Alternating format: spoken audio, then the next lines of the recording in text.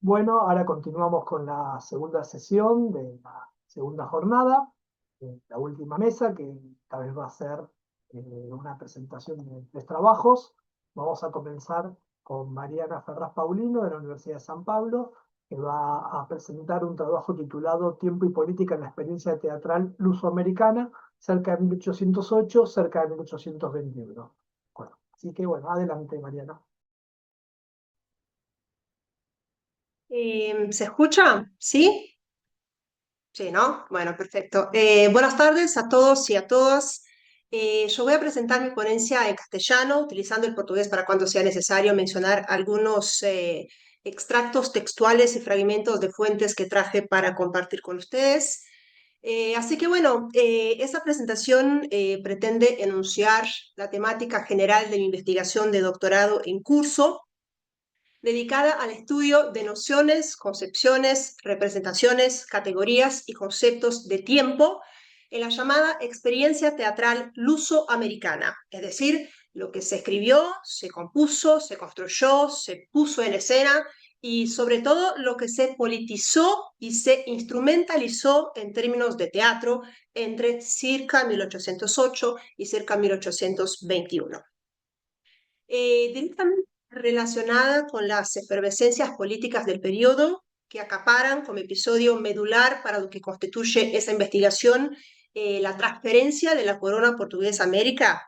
Mi objetivo es demostrar que la experiencia teatral luso-americana ha abarcado esfuerzos y medidas que hicieron tanto de esa teatralidad que es inherente a las llamadas sociedades de corte, como del propio teatro como centro de la vida cortesana, vigorosos instrumentos movilizados con la finalidad y el propósito de instruir, informar, controlar, reiterar y sobre todo fortalecer las relaciones de fidelidad basálica de los súbditos de la corona trasladada.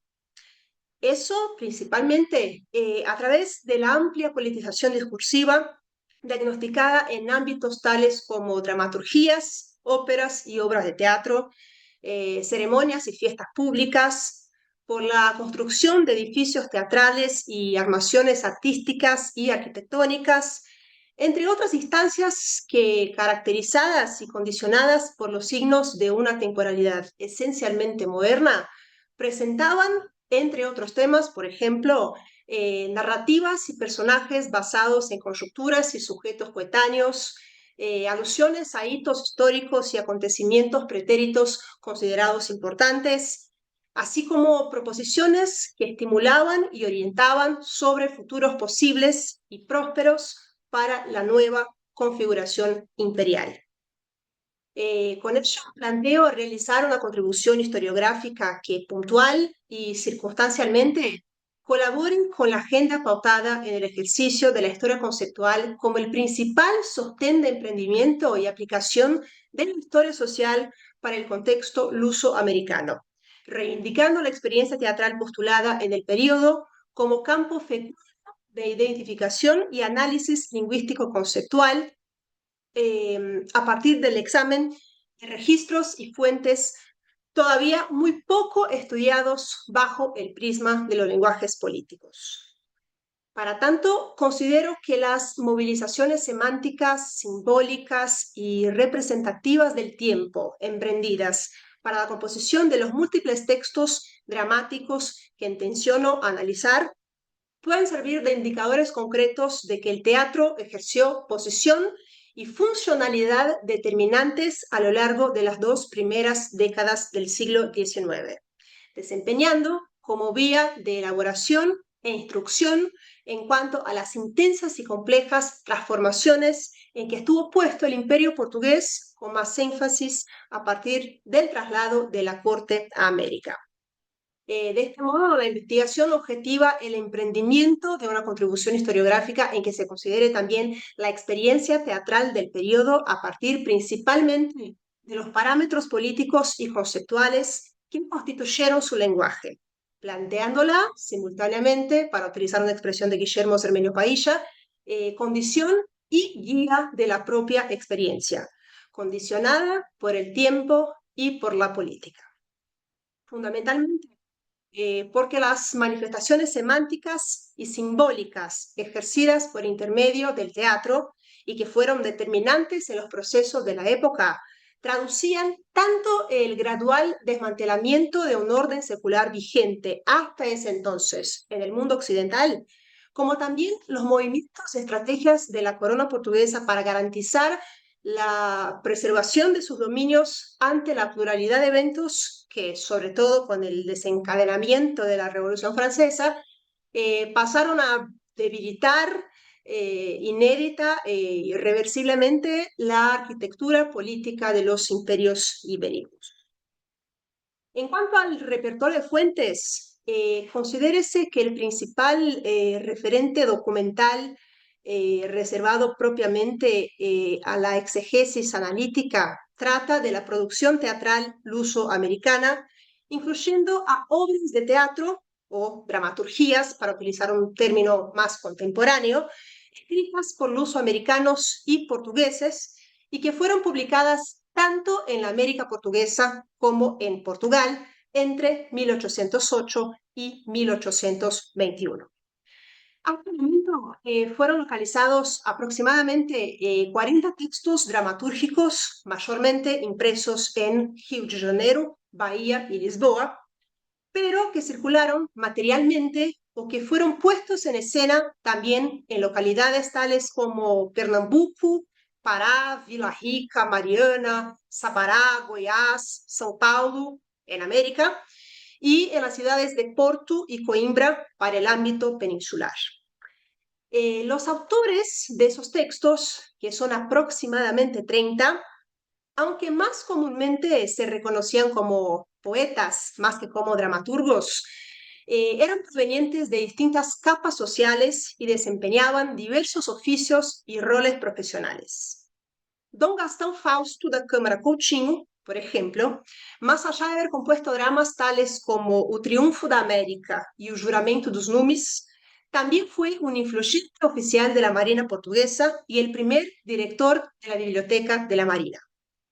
Paulino Joaquim Leitão, autor del canto épico A Queda de Bonaparte y el elogio dramático Templo da Inmortalidade, fue también un militar de carrera que estuvo presente en la transferencia de la corona a América en el cerco o sitio de Montevideo entre 1823 y 1824 y fue votado para diputado para las Cortes portuguesas del año 1826. Luiz Antônio Silva y Souza, autor del importante texto A Discórdia Ajustada, fue un sacerdote católico nacido en la región de Mariana, Minas Gerais, y que además de la prolífica carrera política, también fue miembro del Instituto Histórico y Geográfico Brasileño y de la Academia Goiana de Letras, solo para mencionar algunos casos puntuales. De procedencia, por decirlo así, como se pudo notar en los exámenes preliminares hechos sobre todo durante la etapa de elaboración del proyecto, condicionaban muy expresivamente, claro, las temáticas de interés de escritura teatral de esos hombres, ¿no? Elemento que intenciono también por considerar su relevancia para la comprensión de esos procesos históricos en que estuvieron insertados los textos, profundizar también a lo largo de la realización de la tesis. De modo complementario, entre comillas, movilizadas con el propósito de establecer contextualizaciones, consultas, parangones, la investigación que aquí se presenta también se viene basando en tres otras tipologías documentales de apoyo. En primer lugar, periódicos publicados sobre todo en América portuguesa que noticiaban y describían la realización de ritos, fiestas, ceremonias y acontecimientos teatrales y que vinculaban información sobre la publicación y la venta de obras dramáticas publicadas principalmente por la prensa real en este periodo, ¿no? Relatos de viajeros que han registrado impresiones y descripciones que tratan, sea de la presentación de obras teatrales, de la realización de festividades importantes religiosas en el calendario de la corte, de la construcción de espacios y arquitecturas efímeras, entre otras circunstancias. Así como también diccionarios y vocabularios de la época que apoyan la interpretación y la elaboración histórica propiamente de la semántica a partir de la cual se componen los textos mencionados. En un examen preliminar operado a partir de algunos textos dramatúrgicos de que ya se dispone, fue posible diagnosticar una serie de referencias a ese lenguaje que relaciona el tiempo y la política en el contexto de que se trata. Compartir la pantalla para que puedan leer los fragmentos que están en portugués. Yo hice una suerte de traducción libre al castellano, que por ahí tiene alguna falla, algún error de transposición de la ortografía de la época, así que bueno, a ver si funciona.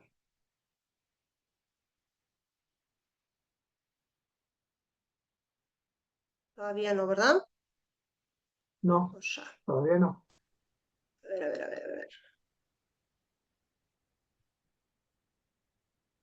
Hay una flecha, No, yo creo que lo hice mal. A ver, a ver, a ver. hay una flechita verde abajo, Ajá. la flechita verde que dice compartir abajo y te abre todas las pantallas que tengas abiertas y cliqueas esa pantalla que querés compartir. A ver, Te comparte a vos. Ahí está compartiendo la pantalla. Empezó algo, a ver. pero Algo ¿se está ve por o no? Ahí está, sí, ahí está. Por ¿Se ahí es ve? debe ser pesado el archivo. Eso.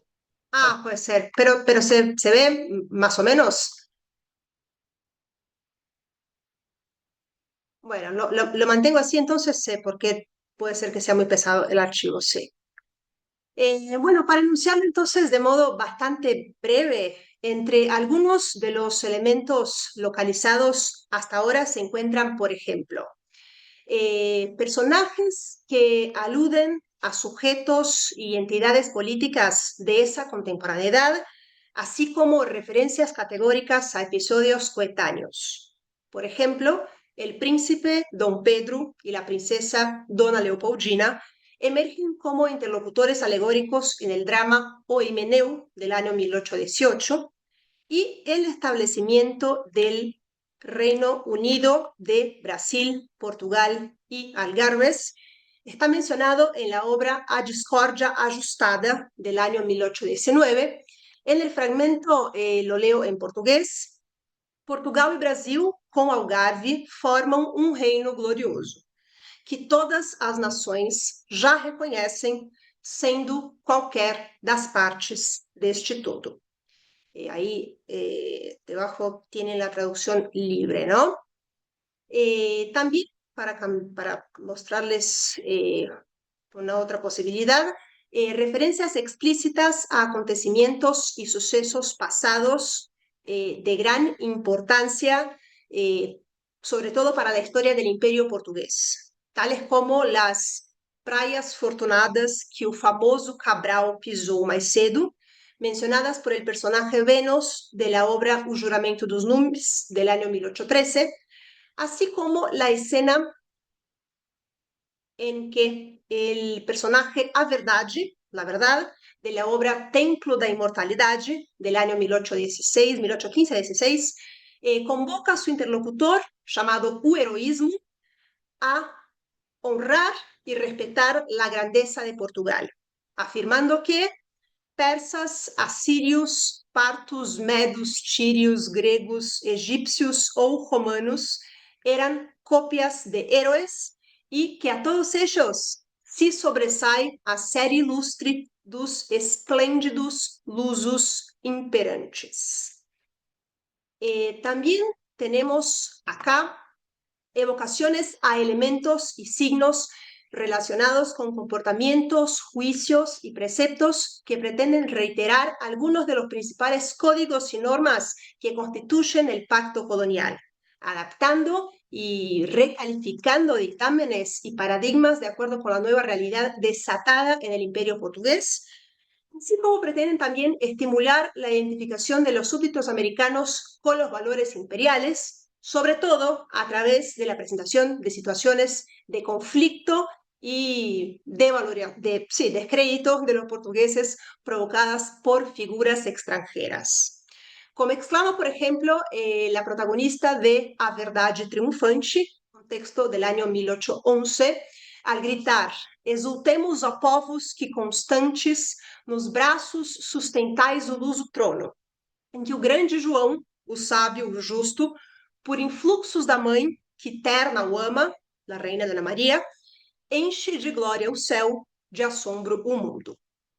O como, por ejemplo, lo existe Eulalia, personaje del drama Palafox en Zaragoza, que al retar una mujer española que habría dicho que eran débiles las naciones portuguesas, afirma: quando noutro momento repetires o nome português, não te esqueça, adora um tal nome, respeita-lhe o valor y segue-lhe as virtudes. A lo que la otra reacciona: no lo hago más, básicamente.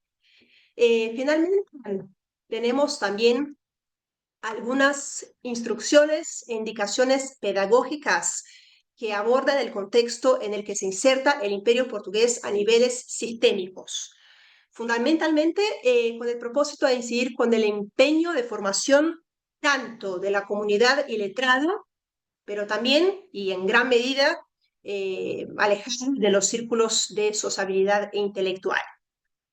Por ejemplo, en la obra O Triunfo da América del año 1810, por ejemplo, el personaje Ufado, el destino, asegura a su interlocutora, a América, la inminencia de un futuro próspero condicionado por el hecho de que ella, América, ha dejado finalmente de ser una colonia.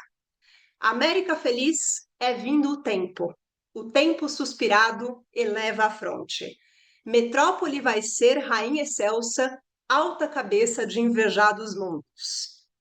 Vale mencionar también, y con eso ya voy cerrando, las constantes atribuciones negativas, repulsivas, de críticas en cuanto a la figura de Napoleón Bonaparte, que es algo bastante presente también en esos textos dramatúrgicos, frecuentemente evocada como una especie de llamado colectivo de odio y rechazo.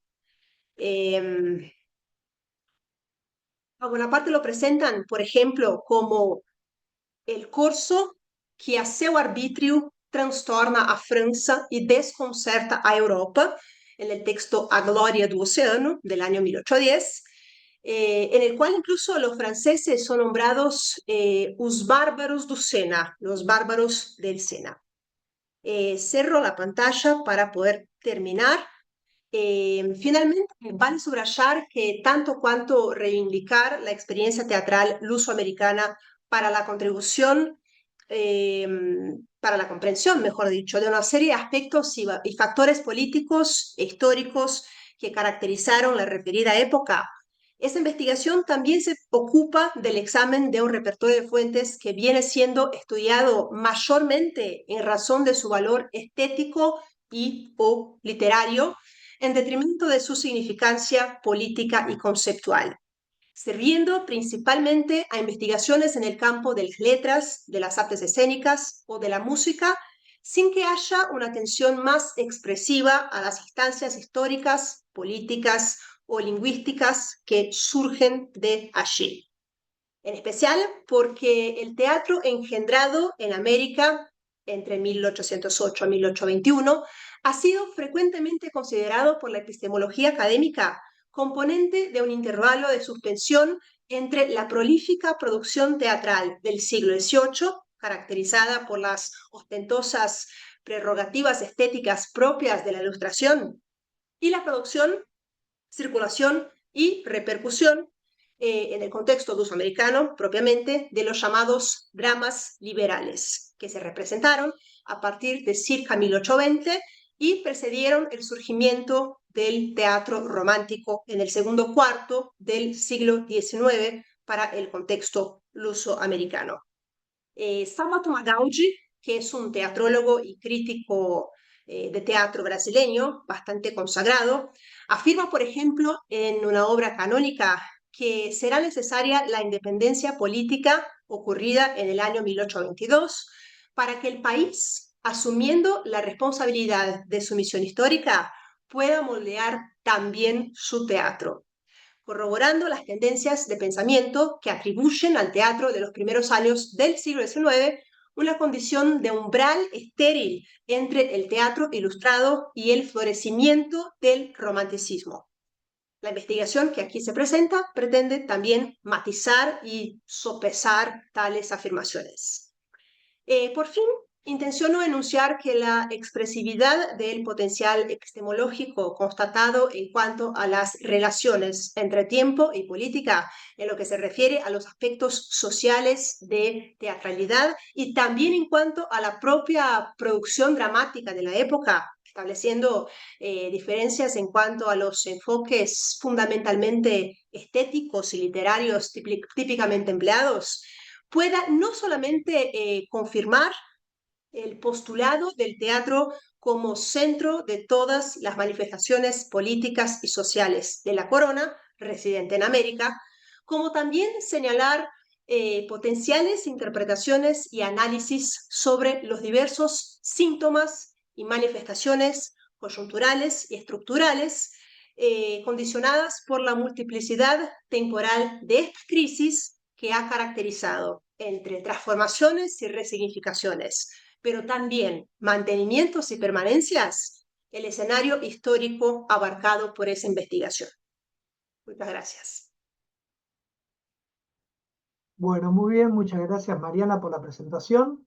Bueno, a continuación vamos a seguir con la siguiente exposición, que está a cargo de Miguel Ángel Hernández Fuentes de la Universidad de Guanajuato, con una presentación titulada El discurso cívico conmemorativo, un género portador de certeza sobre el sentido del devenir temporal, México, siglo XIX. Tienes la palabra, Miguel. Muchas gracias, Fabio, y aprovecho también pues, para agradecer por la organización, ¿no?, que ha tenido desde hace varias semanas de este evento. Bueno, ¿por qué estudiar estos discursos cívicos conmemorativos? Piezas del discurso aquí estudiadas en México, sobre todo por el estudioso Carlos Herrejón Peredo, que ve una continuidad en este género entre los viejos sermones de la Nueva España, ya viendo un subgénero, el sermón político, con el discurso cívico conmemorativo, obviamente conmemorativo de la independencia mexicana, que tiene una particularidad, es en partida doble, son dos fechas. La historia mexicana tiene dos fechas. La que prevalece al día de hoy, que es la del inicio de la lucha por independencia, 16 de septiembre, y 27 de septiembre, que es la consumación de la independencia por parte de un criollo militar, Agustín de Iturbide, que no gozaría de mayor fortuna en el devenir de la historiografía mexicana. Fue muy secundón, incluso se le apuntan varios crímenes. Pero en el periodo que yo estoy estudiando, y este es el inicio de una pequeña investigación sobre el formato del discurso cívico, entre 1830, 1835 y hasta 1850, esto no lo había precisado bien en el título, este periodo tiene ciertas características importantes que ahorita voy a mencionar.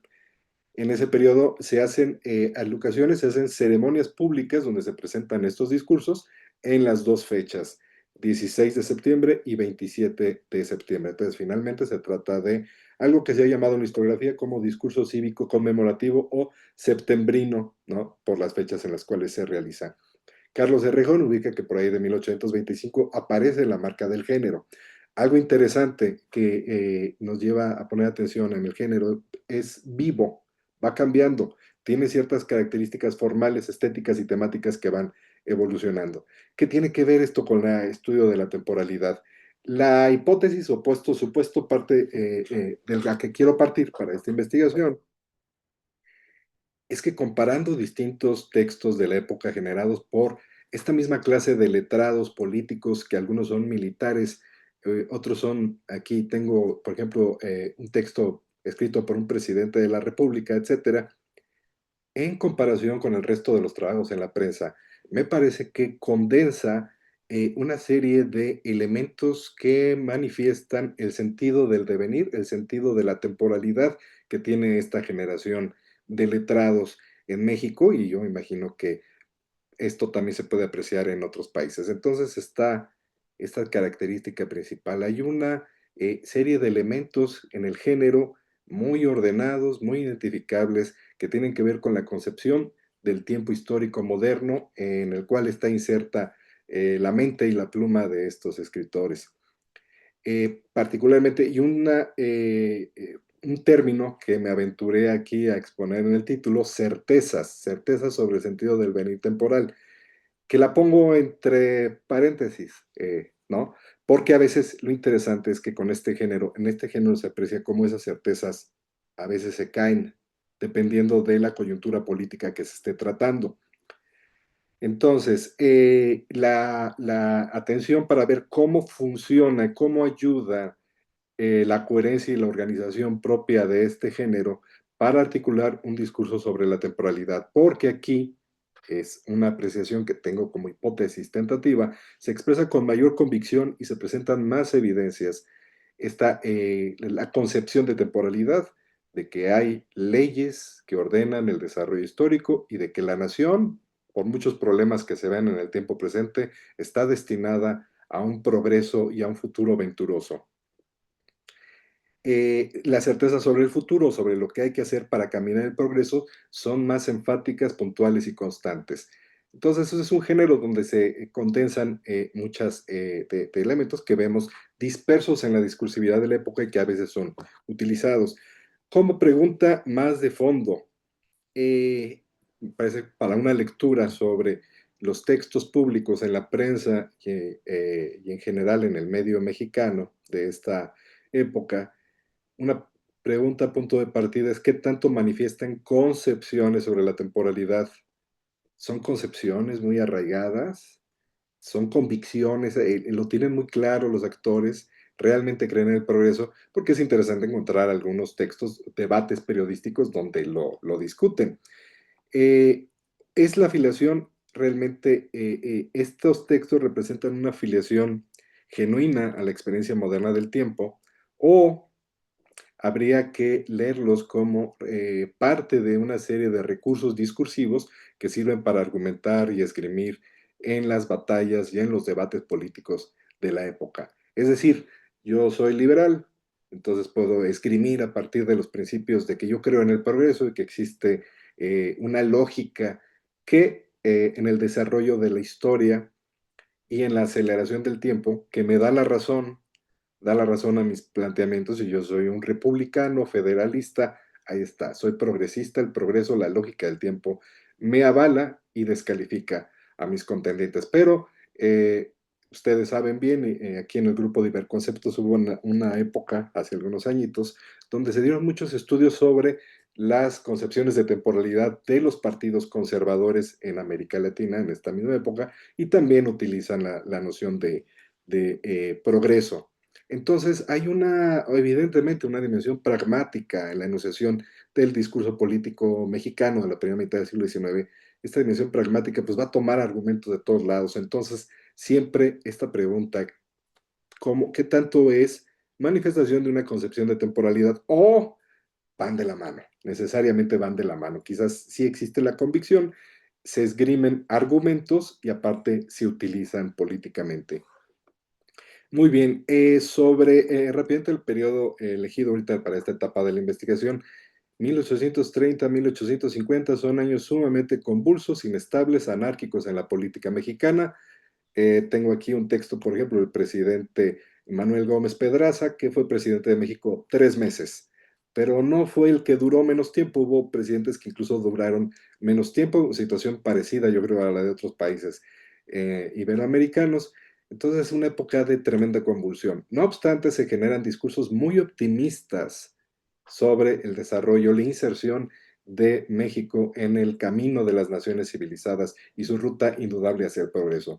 Pero agarro como cierre 1850, porque dentro de este periodo, aparte de todos los problemas que hay, se presenta la gran tragedia de la primera mitad del siglo XIX mexicano, la invasión norteamericana a México. Llegan los ejércitos norteamericanos hasta la propia Ciudad de México, y la consecuencia es la pérdida de cerca de la mitad del territorio nacional, lo que es actualmente desde California hasta Texas y hacia el norte, Oregon, en fin, otras regiones. Este acontecimiento que representa prácticamente o se vive como la muerte política de la nación mexicana en un momento de amplia incertidumbre queda reflejada también en el tono de estos discursos conmemorativos. Imagínense ustedes, después de tremendo descalabro, todavía pararse en un foro público a recitar, a leer un discurso conmemorativo de la independencia, donde pues ya no es tan fácil hablar de un futuro promisorio. Esas son las marcas del momento. ¿Qué hay sobre el análisis de este género? Aquí partiendo de que, bueno, el análisis de los géneros literarios, pues siempre nos va a servir para ver la coherencia, la organización de las ideas y sus distintas articulaciones y consecuencias. Dice Carlos Herrejón, experto en este tipo de discursos, se trata de un género diverso, laico, no religioso como su antecedente, aunque una de sus raíces provengan del campo de la religión. La dimensión religiosa permanece, pero pasa a segundo plano. Ahorita vamos a ver qué tiene que ver con la temporalidad. Por supuesto, la invocación constante de la providencia como autora de estas leyes de desarrollo histórico. Aparte de otros elementos, el modelo de análisis de Rejón es muy sugerente y muy, digamos, acoplado a los montes clásicos en cuanto nos permite ver tres dimensiones genéricas básicas, clásicas del análisis de la discursividad, género demostrativo o epidíctico, vinculado hacia el presente, una descripción del tiempo presente, género judicial para juzgar acciones pasadas y género deliberativo o político orientado a convencer, persuadir sobre el sentido y lo que va a pasar y lo que se tiene que hacer con respecto al futuro. Entonces, aquí de entrada, aquí ya hay un modelo que nos sirve para ver cómo se articula el sentido de temporalidad en estos discursos. Hay aparte, bueno, las partes del género pues, casi siempre comienzan con una exhortación, un exordio para llamar la atención de los escuchas, una evocación al futuro que sirve para contrastar con la situación presente y simultáneamente enlazarlo esto como una conclusión lógica, ¿verdad? Entonces, el autor llama la atención a sus escuchas, vamos a hablar de esto, la conmemoración en sentido de la historia mexicana, aunque haya pasado hace 20 años, la heroicidad, el reconocimiento, el tributo que se le tiene que dar a los grandes libertadores, una contrastación con el tiempo presente y el compromiso y lo que nos permite ver en dirección hacia el futuro. Un ejemplo con respecto a esto, uno de los autores, bueno, aquí hay que decir, yo lo que he encontrado entre la década de 1830 a 1840, prácticamente todos los grandes letrados que participan en la política construyeron alguno de estos discursos. Mariano Otero, Gómez Pedraza, José María Iglesias, todos ellos son políticos que tuvieron trascendencia durante la siguiente etapa de la historia mexicana, sobrevivieron todavía varios años, algunos se integraron al cuerpo de políticos de Benito Juárez en la gloriosa época de la Reforma Mexicana, entre ellos José María Iglesias, que nada más cabe mencionar un aspecto interesante. José María Iglesias hace cosa de unos 15 años se descubrió un texto olvidado en la Biblioteca Nacional donde hace un ensayo sobre cómo hacer historia y su sentido de la historia, que es una especie de síntesis de todo lo que se conocía por ahí de la década de 1870. Iglesias, que aparte era editor del principal periódico liberal en su facción moderada de ese momento, tiene un discurso bien interesante en 1848, justo después de la invasión norteamericana, en el momento difícil para los políticos donde están firmando con el gobierno norteamericano que se le cede toda esa franja del territorio nacional. Hace un discurso conmemorativo y dice, bueno, pues a fin de cuentas tenemos que hacer una ceremonia de conmemoración para ese momento, 1848, con varios problemas. El presidente interino no quiere estar, dicen, esto no es festivo, esto no es agradable, y se queda, pues, gentes del gabinete, entre ellos Iglesias, dando el discurso. En ese contexto, lo que nos presenta Iglesias es interesante. porque comienza haciendo una reflexión sobre el mismo género y sobre el sentido de incorporar cuestiones de la historia mexicana. Entonces, la idea es esta. Sí, bueno, de forma ordinaria, y como lo veníamos haciendo los años anteriores, este era un día de fiesta y teníamos motivos para pensar en un futuro venturoso. Ahora estamos en medio de una gran incertidumbre, una gran vergüenza por lo que ha pasado en el último año. Fuimos derrotados por falta de unidad, por falta de sentido de integración nacional. De hecho, para estos hombres se revela que la nación mexicana tiene mucho de invento, de intelequia, pero bueno, entonces pasa a decir, bueno, en el pasado el plan de los discursos era el siguiente, y en esta exposición del orden de cómo se construía este tipo de discursos, aparecen elementos interesantes que podemos vincular con la lectura sobre la estructuración y la comprensión de la temporalidad de este momento, tanto en los discursos conmemorativos como en otros textos de la prensa. Entonces dice Iglesias, pues primero se comenzaba en estos discursos con una exposición de la situación de injusticia, del orden obispano, de casi de esclavitud, se exponía cómo se hacía, luego se recapitulaban las causas históricas que habían llevado a la proclamación de la independencia, causas que distintos autores, algunos se quedan en lo superficial, otros van a cuestiones más profundas. Por ejemplo, Otero sí explora una serie de casi principios de sociología histórica muy interesantes, otros simplemente dicen, bueno, pues nos trataban muy mal y había que alzar la voz. En tercer lugar, una relación sucinta de los hechos más característicos de los 11 años de conflicto para alcanzar la independencia. En cuarto, loas y tributos a la memoria de los grandes libertadores. Y el quinto, aspecto muy interesante, el deliberativo.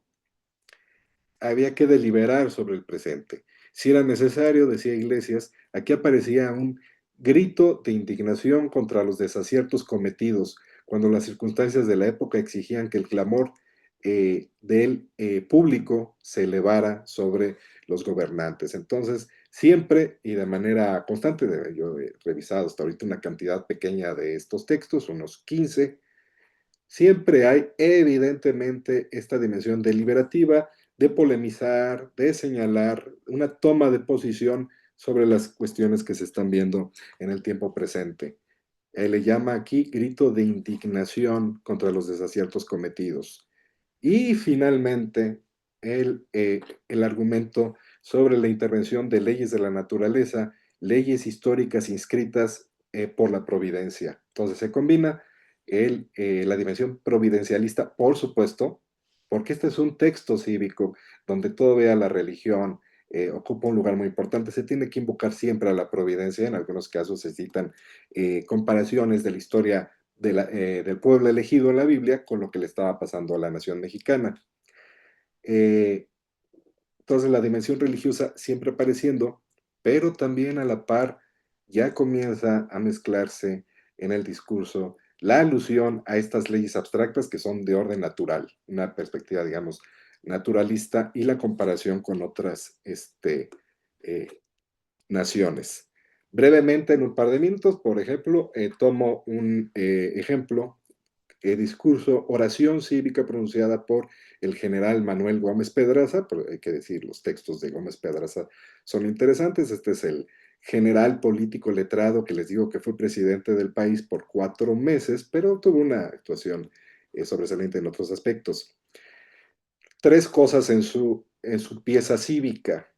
Primeramente, y citando a Guizot, aquí la cultura clásica con la referencia a autores contemporáneos es muy característica, agradecer a la providencia, porque ella, la providencia divina, es la que llevó a la nación mexicana, trabajó de una manera que no era visible.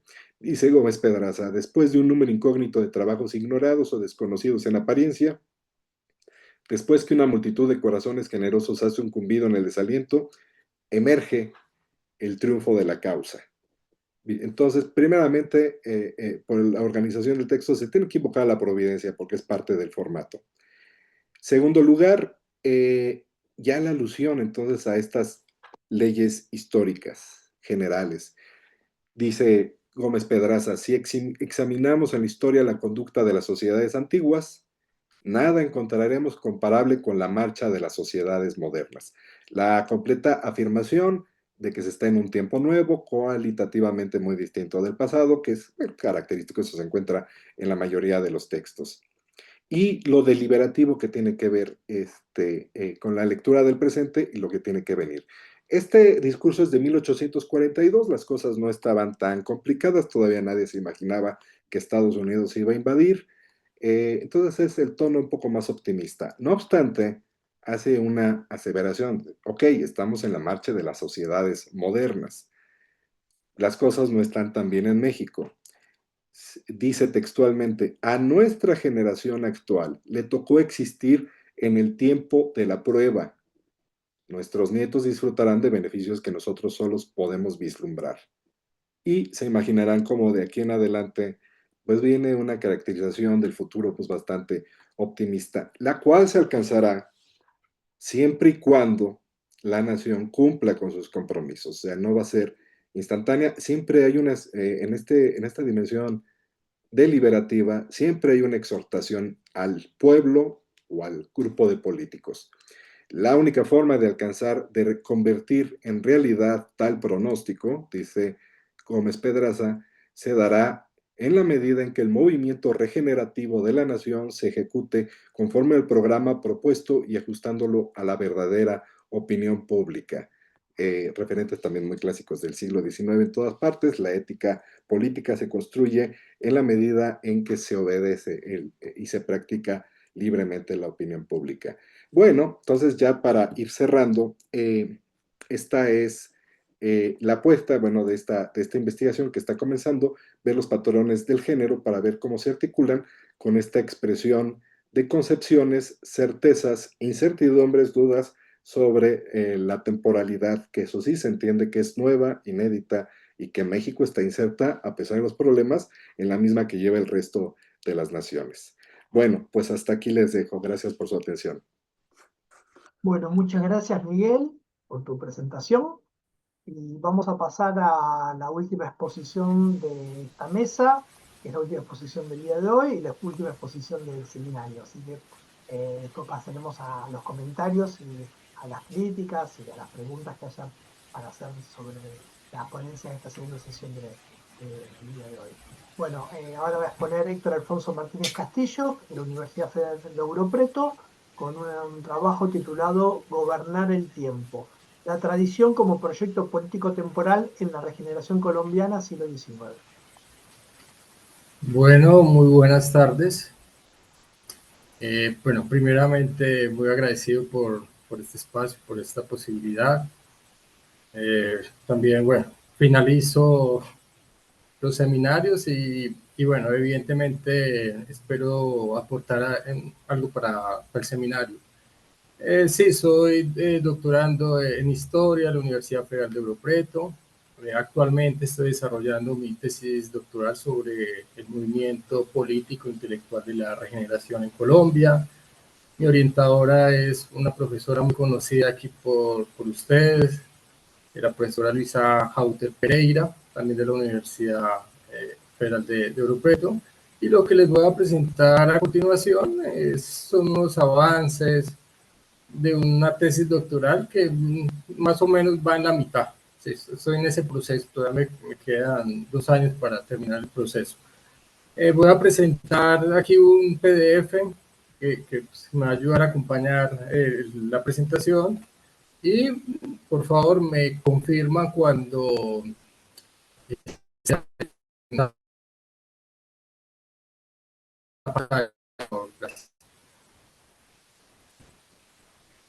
ahí fue.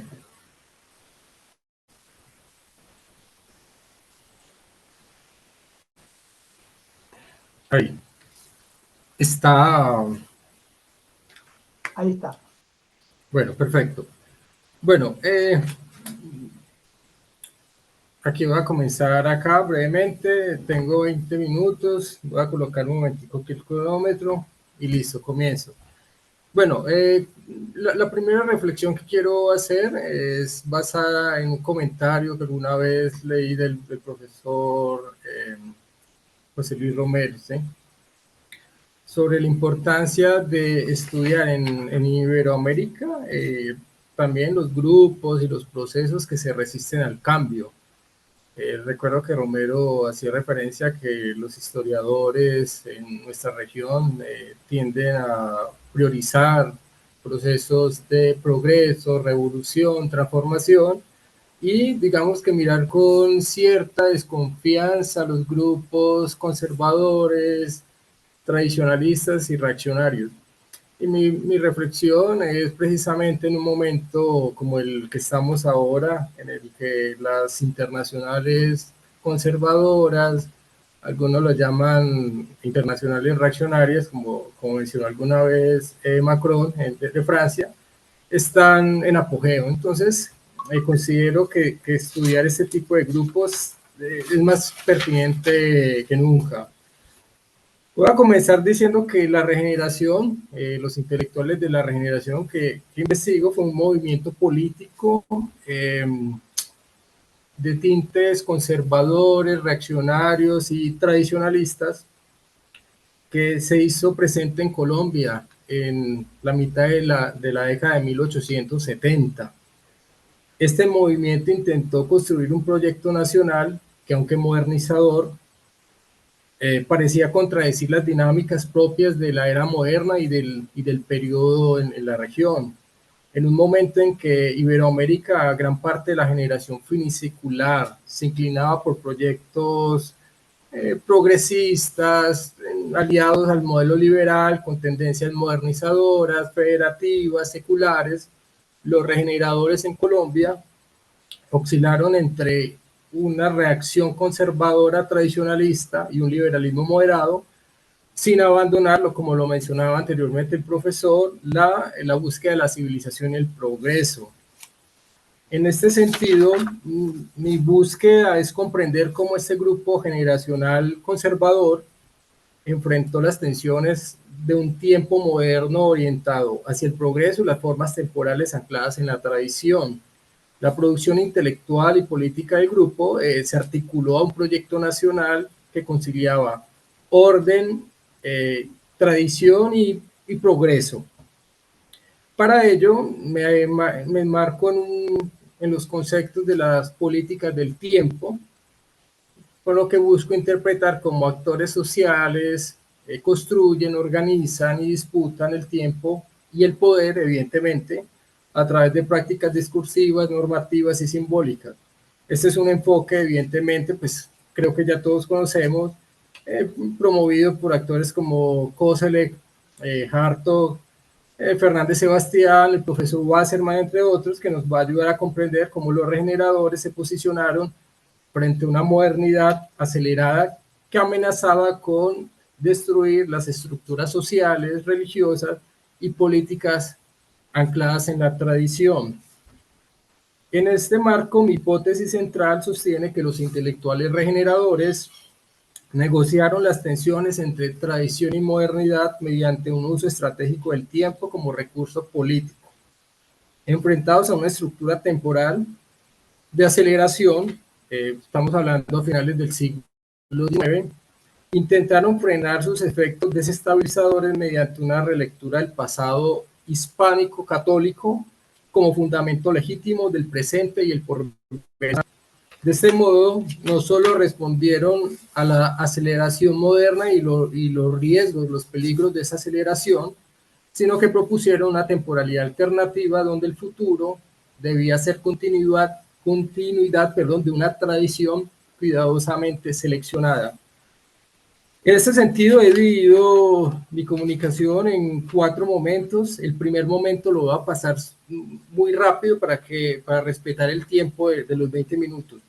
Lo que tengo para decir desde el primer punto es que el término regeneración, del latín regenerare, en su sentido conceptual, metafórico y político, debe entenderse en su propio contexto temporal. A lo largo del siglo XVIII, siglo XIX, diferentes movimientos políticos hicieron énfasis en el concepto de regeneración. ¿Qué es un concepto? Puede ser un concepto político, filosófico, puede ser un concepto religioso, pero también que tiene una connotación biológica.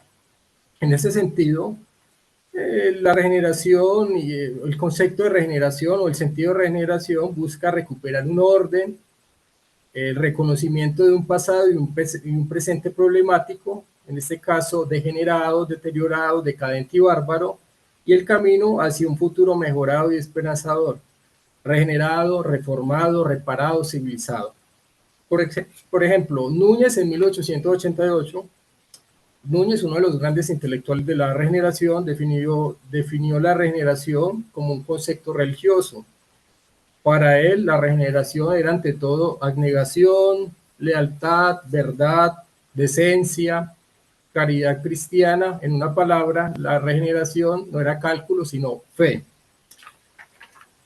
En ese sentido, y para terminar este primer punto, hay que entender que el laboratorio político temporal regenerador se escribió en una doble corriente. Por una parte, una internacional de corte conservador, católico y antiliberal impulsada desde Roma y el papado de León XIII, y otra corriente hispanista, inspirada en la restauración borbónica española de 1875, que expresaba desconfianza hacia el modelo sajón. Precisamente una de mis ideas es superar la visión de esa historiografía de ombligo, como se menciona, y analizar el movimiento regenerador como un movimiento transnacional. Normalmente la historiografía colombiana ha pensado que el movimiento regenerador o la particularidad de Colombia de este movimiento se diferenció de otros movimientos políticos del continente. Y hay que entender que, por ejemplo, en España, pues la influencia de la restauración española fue importante también aquí en América Latina, en Iberoamérica, perdón. En este sentido, la regeneración debe leerse en el contexto de internacionales ultramontanas, antiliberales, dentro de conflictos de la década de 1870, como la Guerra de los Religioneros en México, precursora de los cristeros, la Tercera Guerra Carlista y la Guerra de los Curas en Colombia, reflejando una tendencia continental a restaurar el orden tradicional frente al liberalismo y las revoluciones liberales de mitad del siglo XIX. El segundo punto que quiero expresar es el tiempo como política regeneradora. Perdón, ese es el contexto. Segundo punto, el tiempo como política ante el liberalismo radical. El movimiento regenerador en Colombia se configuró en medio de los gobiernos liberales radicales que dominaron Colombia de 1863 hasta 1886. Los radicales, por medio de reformas constitucionales, buscaron que Colombia diera un salto adelante en el tiempo del progreso. Los radicales renegaron de la herencia colonial española, reorganizaron el país en estados federales soberanos, abrazaron las políticas de libre cambio, consolidaron un régimen de libertades según el modelo estadounidense y subordinaron a la Iglesia al régimen civil laico. Para los regeneradores, este contexto de radicalismo, que fue de 1863 hasta 1886, era un tiempo liberalizado, en el que estaba en peligro la soberanía nacional debido al federalismo, donde las libertades individuales exacerbaban la violencia y el anarquismo, y el anticlericalismo agredía las creencias de la mayoría católica, se excluía una institución fundamental en el ethos de la nación. En ese sentido, los regeneradores percibieron el tiempo moderno como una fuerza subversiva impulsada por las revoluciones europeas, especialmente el liberalismo, el socialismo y el anarquismo, que amenazaban el orden tradicional. Intelectuales como Cabio y Núñez describieron estas influencias como un volcán de caos que desde Europa corrompía América Latina, socavando las instituciones religiosas, políticas y sociales. Para los regeneradores, la aceleración histórica y las olas revolucionarias eran síntomas de una temporalidad disruptiva, donde el progreso liberal encarnaba un peligro similar al de la fruta vedada del Edén, seductora pero destructiva, como mencionaba Karen en 1875. Esta narrativa justificó medidas represivas, como la censura a publicaciones subversivas, en defensa de un orden católico y jerárquico. como mencionaba Rafael Núñez en 1888, abro comillas, la idea de regeneración es la llamada a curar en su lógico y firme desenvolvimiento esa enfermedad profunda de tiempos de decadencia, tiempos de degradación, cierro comillas. Los regeneradores movilizaron una retórica sistemática desde la prensa, principalmente desde la tribuna letrada del Tradicionista, que fue el principal diario conservador católico de Colombia en ese periodo. La estrategia regeneradora se basó en la política del tiempo. Esta política buscaba excluir el radicalismo del presente, tachándolo de anacrónico. Al estigmatizarlo como una etapa oscura similar al feudalismo, legitimaron su proyecto como único camino hacia la civilización. Como señalaba Holguín en 1894, el federalismo radical había convertido a Colombia en feudos medievales, mientras la regeneración prometía unidad y progreso. Esta narrativa no solo buscaba hegemonía política, sino también control sobre la memoria histórica, relegando al radicalismo a un pasado superado.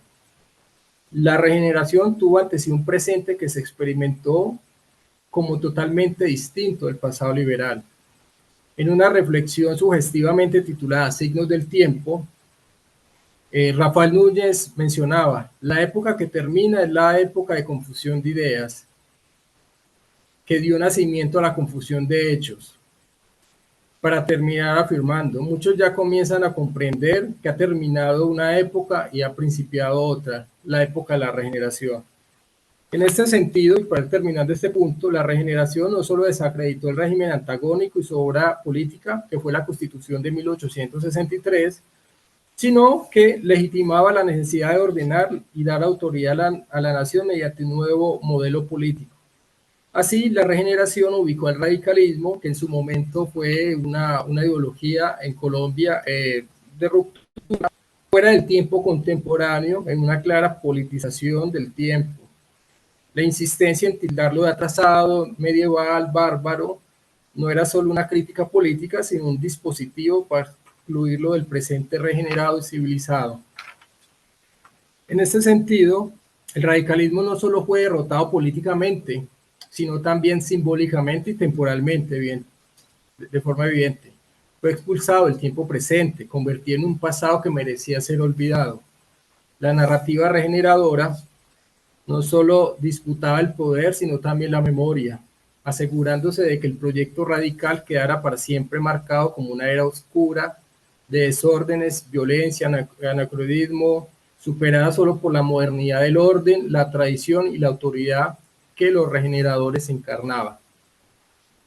Aquí algunas citas de lo que pensaban los regeneradores sobre el tiempo liberalizado o el tiempo radical. El tercer punto y penúltimo punto que voy a tratar también de desarrollar de forma rápida es sobre la operación, lo que yo he llamado la operación historiográfica regeneradora y las tradiciones selectivas, un concepto pues ya trabajado por el profesor Fernández.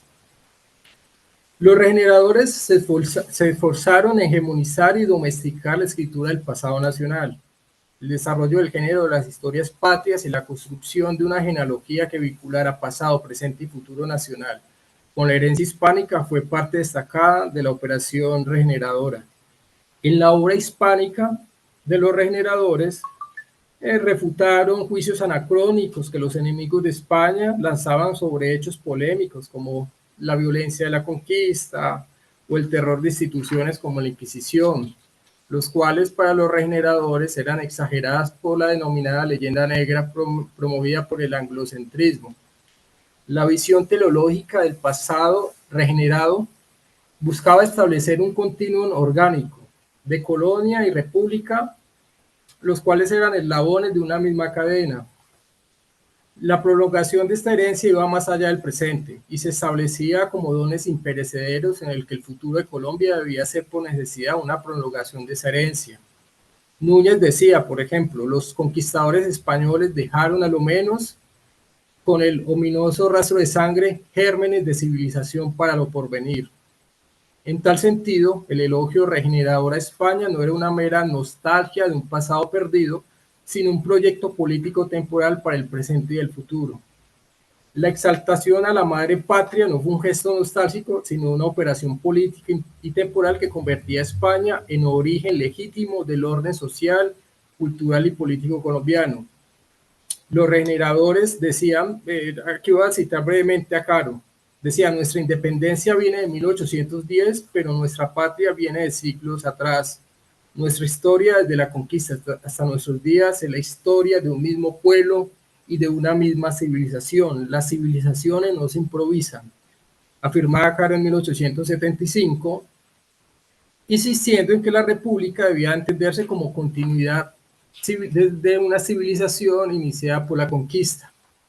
Ahora bien, aquí hay un problema que identifiqué muy interesante, los regeneradores. Entonces, ¿cómo solucionar el problema de la independencia y ese hispanismo reaccionario que menciona el profesor Colón en un artículo muy interesante? La solución a este problema de ruptura, ¿cómo hacer de una ruptura una continuidad histórica, cultural? Fue una respuesta muy interesante de los regeneradores. Los regeneradores plantearon una relectura de la independencia que debía ser despojada de su carácter revolucionario, liberal y reinterpretada como parte de un proceso providencial. La emancipación fue concebida como un eslabón dentro de la evolución natural de la civilización hispánica. Abro comillas, la independencia fue el desarrollo lógico providencial de la conquista, cierro comillas. De este modo, Bolívar y los próceres no eran antagónicos del legado español, sino sus continuadores naturales. Para los regeneradores, Bolívar era un español. En esta narrativa, la ruptura con España fue sustituida por la idea de una guerra civil familiar, donde el hijo, las colonias americanas, al llegar a la mayoría de edad, simplemente pusieron casa aparte de su madre, España, como diría Pedro Antonio Alarcón. Esta operación permitía establecer una continuidad civilizatoria sin fisuras que justificaba el nuevo orden conservador y católico presente. En esta clave, la historia se convirtió en un dispositivo de legitimación política. Como afirmaba Núñez, los regeneradores buscaban traducir, abro comillas, las quejas del pasado, las necesidades del presente y las aspiraciones para lo porvenir, cierro comillas. Voy a terminar este apartado con una cita de Caro que encuentro muy interesante. Caro decía: nuestra historia desde la conquista hasta nuestros días es la historia de un mismo pueblo y de una misma civilización. Cierro comillas. Así, el tiempo, lejos de ser una dimensión neutral, se convirtió en el terreno de disputa para definir el destino mismo de la nación. Y el último punto, creo que voy a utilizar unos 3 minutos, me va a pasar un minuto o 2 minutos más, ahí pido disculpas de forma adelantada. Es Simón Bolívar como padre de la patria y padre de la regeneración. Simón Bolívar llevaba 50 años muerto, y los regeneradores lo resucitan ideológicamente y hacen de él un padre de la patria y del proyecto regenerador. A finales del siglo XIX, en el marco de la regeneración colombiana, se produjo una profunda operación simbólica en torno a la figura de Bolívar, que fue resignificado como héroe tutelar del nuevo orden conservador.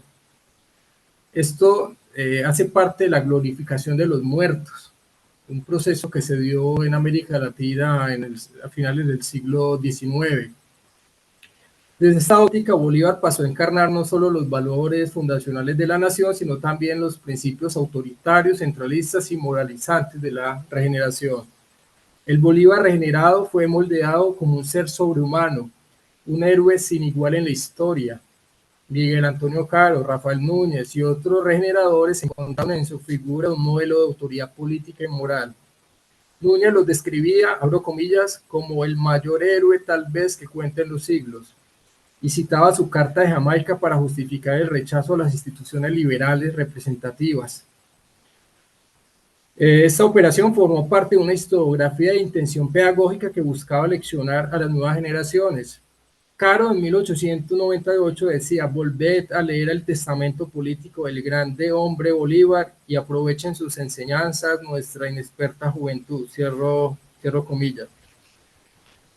José María Samper llegó a mencionar que Santa Marta, ciudad donde murió Simón Bolívar, era la nueva Jerusalén del continente. En este sentido, rescatar la memoria de Bolívar, convertido ahora en figura emblemática de los ideólogos del movimiento, vendrá acompañado del menoscabo y la crítica del padre ideológico del liberalismo colombiano, que era Francisco de Paula Santander. Así, el legado bolivariano, fundador de la patria, se transformó en capital política y cultural de los regeneradores, quienes se erigieron como legítimos herederos de su tradición. Ahora bien, aquí hago un paréntesis ya para terminar este último minuto. Hay que decir que la figura histórica, simbólica, política de Simón Bolívar pues, ha sido utilizada durante diferentes periodos, diferentes grupos. Primeramente pasó de ser un ilustrado liberal, luego fue arropado por la regeneración, en el al final del siglo XX fue arropado por el socialismo del siglo XXI, por Hugo Chávez, y hace poco, por ejemplo, Colombia, que es un país con más tradición santanderiana, es decir, liberal, fue asumido otra vez por el presidente de Colombia, Gustavo Petro, como referente al movimiento progresista. Entonces, los usos políticos de Bolívar pues, han sido muy comunes durante la historia. En este sentido, y aquí estoy dejando de compartir, en este sentido, para terminar con este párrafo, si me permiten, esta narrativa patriótica no fue exclusiva de Colombia, se escribe en una tendencia iberoamericana que, según Aguirre Rojas, recurrió a las historias patrias como mecanismo para definir mitos de origen, héroes fundacionales y destinos nacionales. Algo así como lo que mencionaba anteriormente el profesor Miguel Hernández también sobre el civismo y toda la pedagogía que carga esta ideología. Bueno, creo que para respetar el tiempo, 22 minutos, les agradezco mucho la atención. Bueno, muchas gracias, Héctor, por la presentación. Bueno, y tal como avisé antes, y ya es de costumbre estos días, vamos a iniciar una ronda de preguntas, comentarios, consultas, intervenciones. Así que bueno, Oscar, Daniel ya han levantado la mano, empecemos por él. Perdón, una cosa más. Los exponentes pueden preguntarse entre sí también o comentarse también, ¿no? Por supuesto. Bueno, muchas gracias por las presentaciones, todas muy interesantes. Pues por afinidades temáticas y también geográficas, mi pregunta va para Héctor, la última presentación. Em, Me parece muy interesante digamos, lo que te has animado a hacer con el proyecto. Es algo que personalmente también he tenido oportunidad de trabajar en esta punta del siglo XIX, que creo que le hacía falta a los estudios de temporalidades, dado, no sé si lo habrás notado, ¿no? Como el desbalance entre los años de las revoluciones de independencia y un poco el vacío que se notaba en la segunda mitad del siglo. Entonces creo que esto, pues, sigue aportando mucho.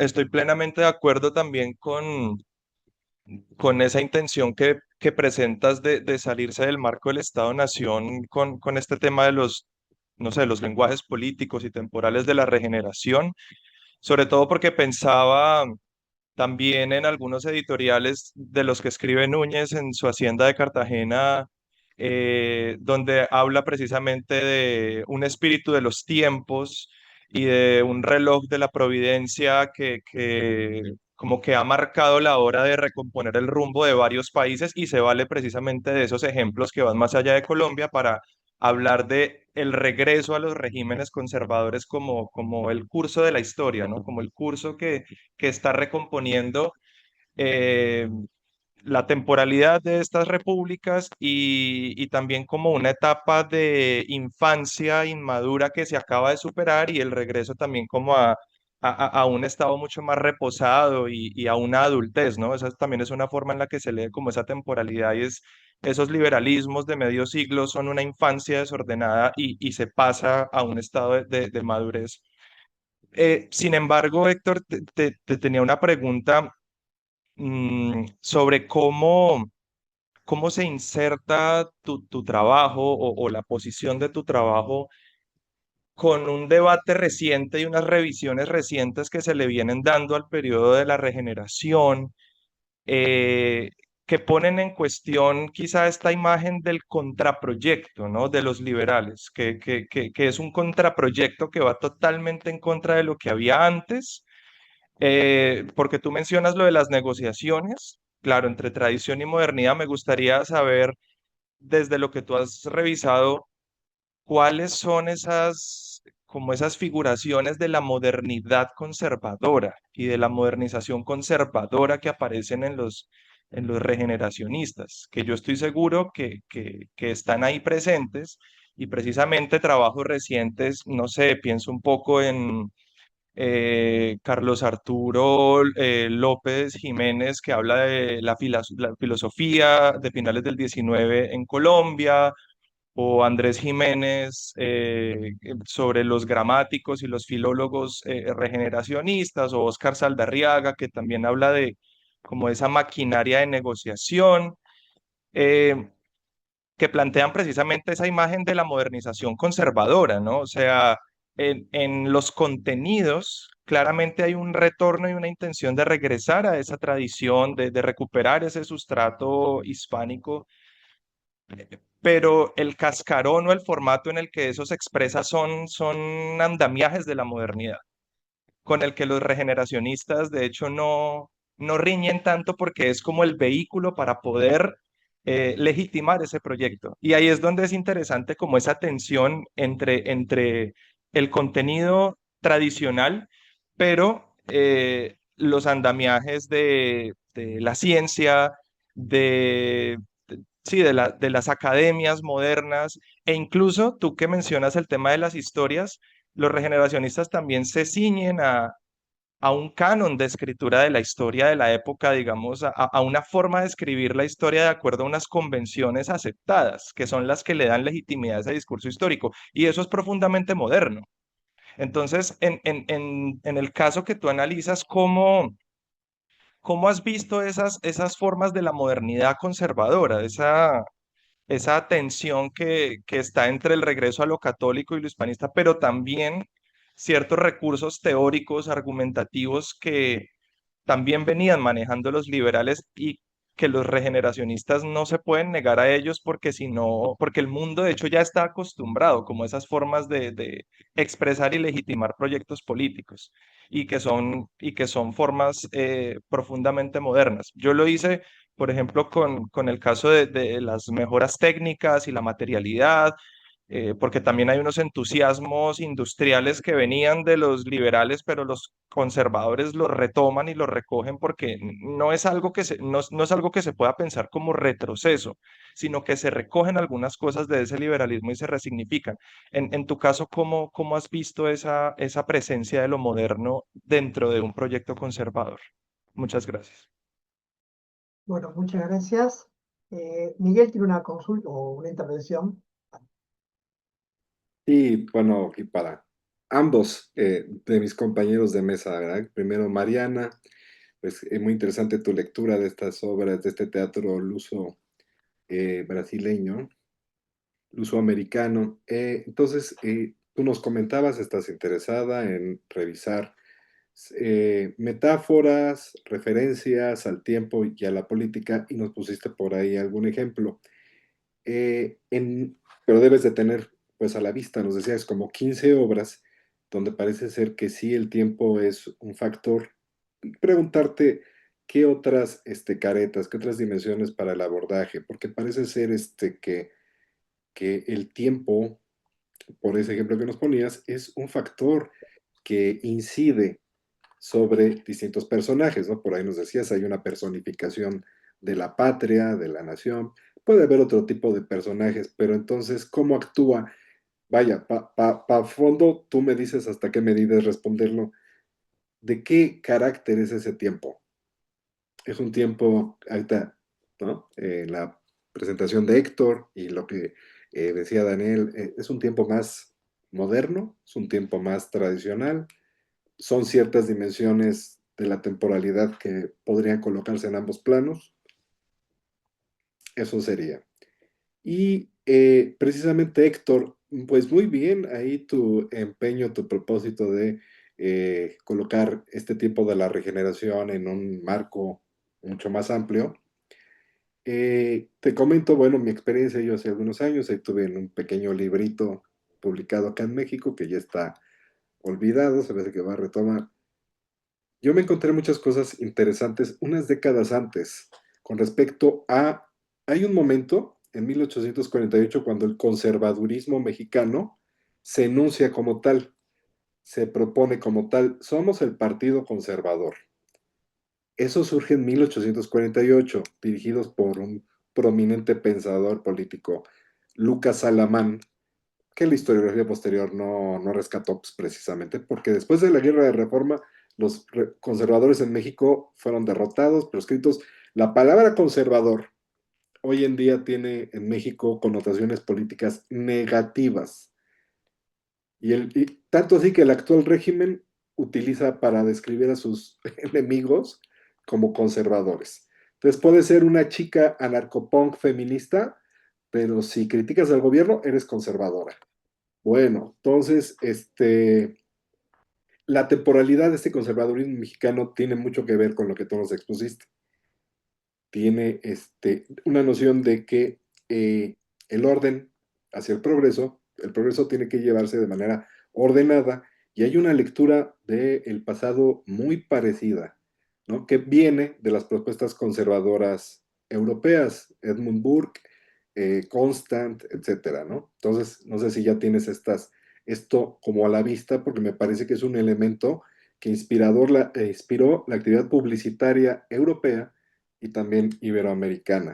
Entonces, la idea de que el orden temporal, el momento revolucionario, no es avance, sino por sus dimensiones destructivas, es retroceso. Entonces, los conservadores sí van al progreso porque superan el momento revolucionario de una forma armónica, ordenadora, civilizadora, ¿no? Esto que proclaman los periódicos conservadores mexicanos en la década de 1840, 1850, lo retoman a su vez, te digo, de publicistas europeos, muy a la vista Burke, Constant, el momento post-revolucionario. Entonces, nada más comentarte, si tú quieres mencionarnos si ya tenías estos elementos a la vista y quizás estos autores de la restauración europea post-revolucionaria inspiraron, yo supongo que a Caro y a otros de tus personajes de estudio. Bueno, muy bien, muchas gracias, Miguel. Bueno, yo había levantado la mano. Bueno, la verdad que estoy muy contento con esta sesión. Obviamente se dieron cuenta que abarcamos todo el siglo XIX, no de modo exhaustivo, lo cual sería imposible. Y también el hecho de que sea sobre tres espacios muy importantes de América, me parece que es algo que da un panorama de algunas de las cuestiones que pueden plantearse en torno a la temporalidad en ese siglo. Sobre todo porque trabajan sobre tres tipos de fenómenos distintos, ¿no? O ponen el foco entre fenómenos distintos. No es que porque se está hablando de la relación entre política, temporalidad y sociedad. ¿No? Y tenía como algunos breves comentarios para hacer, más bien preguntas, ¿no? A cada uno.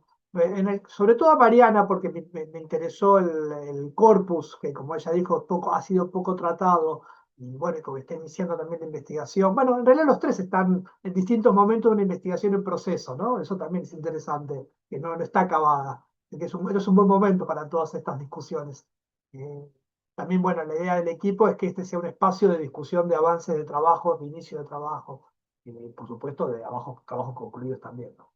Eh, entonces, a Mariano, lo que yo, cuando le pensaba en el recorte que hiciste, eh, tengo la idea de que vas a trabajar más fuertemente sobre los contenidos de las obras de teatro. Pero mi pregunta es, el teatro en sí, ¿no? Digamos, el género y la actividad y la práctica, ¿tiene algún tipo de vínculo con, nos permite pensar algo vinculado con la temporalidad? más allá de los contenidos, hay algo que, digamos, que plantee, por ejemplo, tener salas donde pueden exhibirse obras teatrales, que haya autores locales que produzcan obras de teatro. Eso implica estar de algún modo inserto en algún tipo de temporalidad o orientada a, o más allá de los contenidos, ¿no?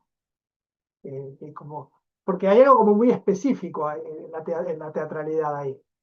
Y esto lo pensaba con relación al tipo de documentos que decís que trabajás, que los periódicos, más para las conmemoraciones y los actos, pero no había discusiones en los periódicos sobre el teatro como fenómeno. Pues, por ejemplo, me llamó la atención, son muchas obras y muchos autores en un periodo tan breve, 40 textos es un corpus importante. A su vez es curioso que de 40 textos haya 30 autores, o sea, uno da la pauta de que no son autores de teatro, no son autores de obras de teatro, son gente que hace otra cosa y cada uno hizo una o dos obras de teatro. Esa es la sensación que da. Entonces, ¿por qué eligen hacer teatro? Eso es el punto. Hay algo ahí que nos diga digo, para el interés de lo que estamos discutiendo. Obviamente, para otras cosas la tiene sin duda, pero hacer teatro, ¿qué nos dice de la temporalidad? Y eso se discute en la prensa, eso es la otra cuestión. ¿Se discute o no se discute en la prensa? Porque en el Río de la Plata, donde hubo una producción teatral mucho más reducida, en la década del 10 hubo bastantes discusiones, la del 20 sobre todo, bastantes discusiones sobre papel del teatro. Y hay algo de bibliografía sobre eso. Entonces, y me parece que está vinculada con eso, ¿no? Obviamente tiene una función pedagógica. Y también la otra cosa vinculada con el teatro, y sí se vincula con los contenidos, pero más bien con la estética, ¿no? Te quería preguntar si son obras neoclásicas. Algunas de las que citaste parecía, ¿no? Las referencias a la antigüedad grecorromana están muy presentes. Pero, pero ¿cómo funciona? ¿Es la idea de que la historia maestra de la vida o tiene otras características? Esas referencias al pasado grecorromano, ¿no? Me parece que ahí hay una cuestión interesantísima para hacer, va, está buenísimo.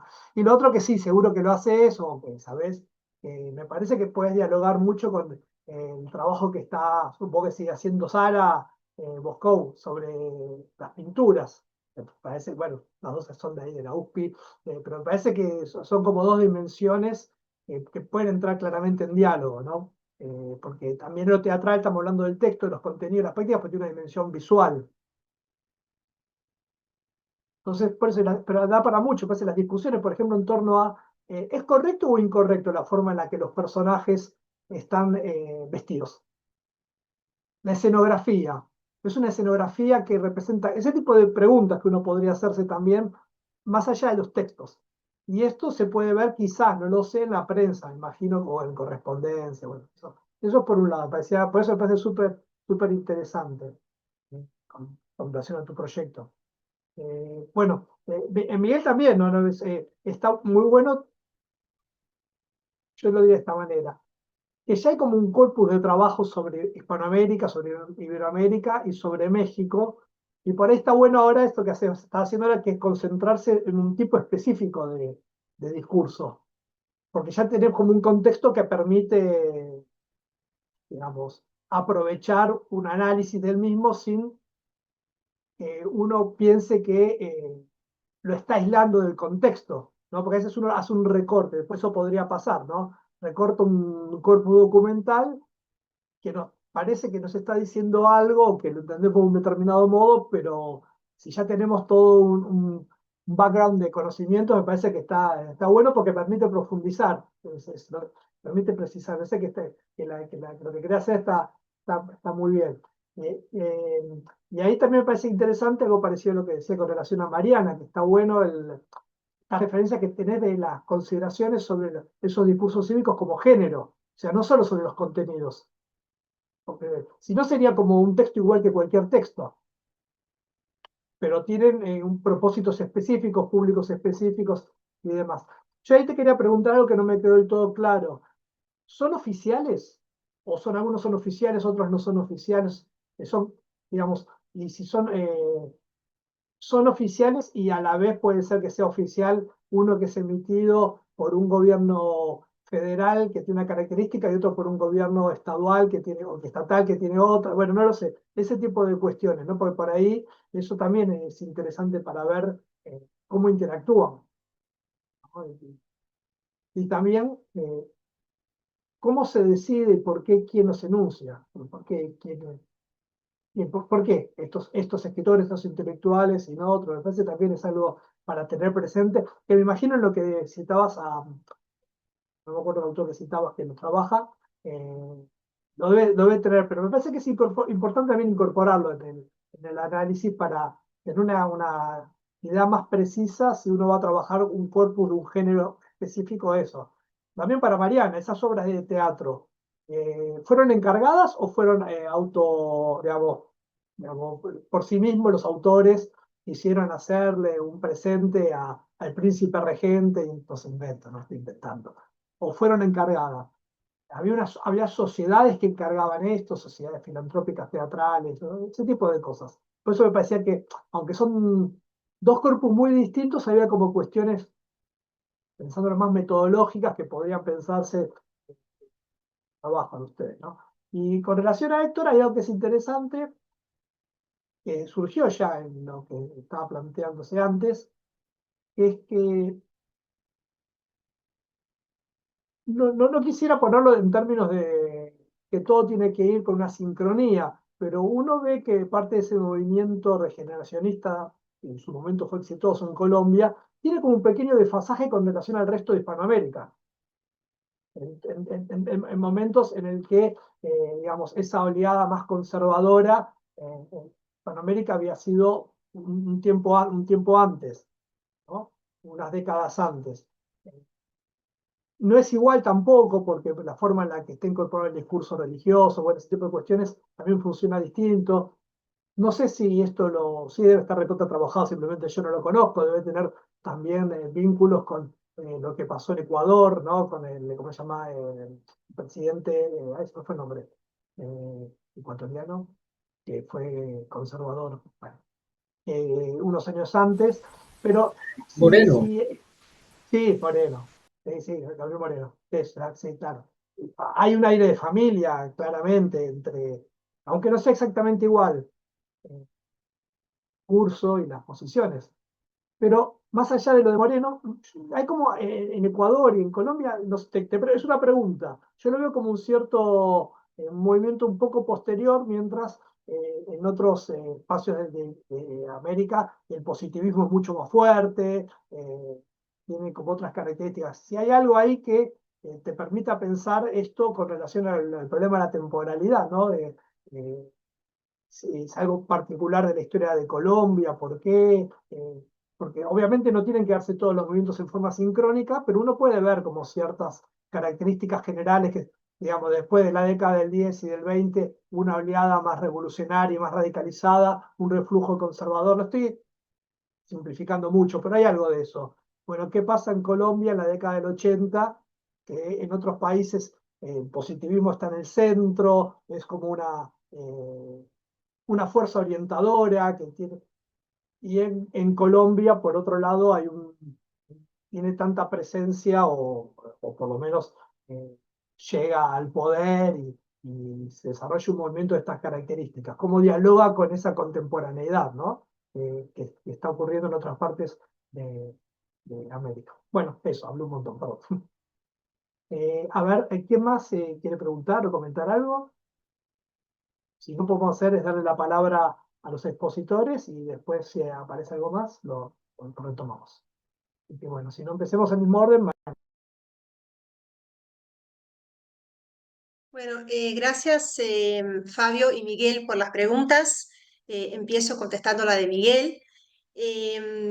En cuanto a esas otras dimensiones o de qué carácter es ese tiempo, ¿no? Si es un tiempo más moderno o un tiempo más tradicional.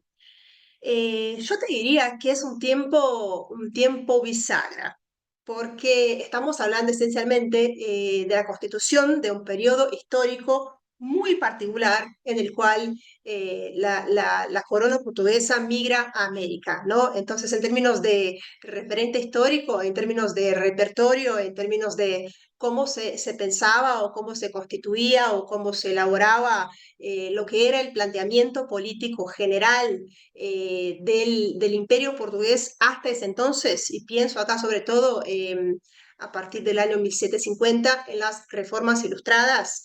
Yo creo que hay sí, una especie de postulado que es bastante inaudito en cuanto a todo eso y que es moderno y que es conservador, tradicional.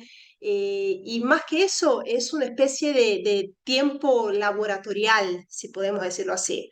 Porque al final, incluso para ellos, porque eso también tiene que ver con una diferencia muy fuerte en cuanto al establecimiento. Sí, si comparamos el teatro elaborado, producido durante este periodo que la historiografía brasileña ha convencionado llamar período joanino, ¿no? El periodo de residencia de Don Juan en la América. Si lo comparamos, por ejemplo, al teatro que ya existía, sobre todo en Portugal, durante el periodo de las reformas ilustradas, hay un cambio que es bastante sutil en algunos aspectos, pero hay otros tantos cambios. Por ejemplo, los elementos que cité en cuanto a la reiteración de los elementos fundamentales del pacto colonial, que hasta entonces, si no estaban por ahí tan bien puestos porque no eran tan característicos de esos tipos de discursos de la naturaleza reformista, porque todo eso estaba más vinculado a textos políticos, textos económicos, y no constaba tanto en el teatro. Digamos, Miguel, que esa invasión del político al campo del teatro caracteriza esa temporalidad discursiva en términos dramatúrgicos, pero no solamente, como ya lo voy a mencionar cuando vaya a contestar la pregunta de Fabio, para complementarlo también y no repetir la información. Me parece que sí es importante notar que hay una especie de juego con esa temporalidad, ¿no? Porque o sea, hay un proceso propiamente laboratorial, inédito, que está siendo, sí, enfrentado, entre comillas, por la corona por primera vez en la historia del mundo occidental. Y entonces la ocupación del discurso político en ese espacio hace con que también las reflexiones que ya venían siendo puestas en cuanto a la temporalidad reformista antes ocupen también ese espacio de difusión de conocimiento, ¿no? Porque antes que nada el teatro en ese periodo, como mencioné hace poco, más que una especie de disfrute artístico, de goce dramático, el teatro opera propiamente como un elemento, o sea, es una herramienta más, sí,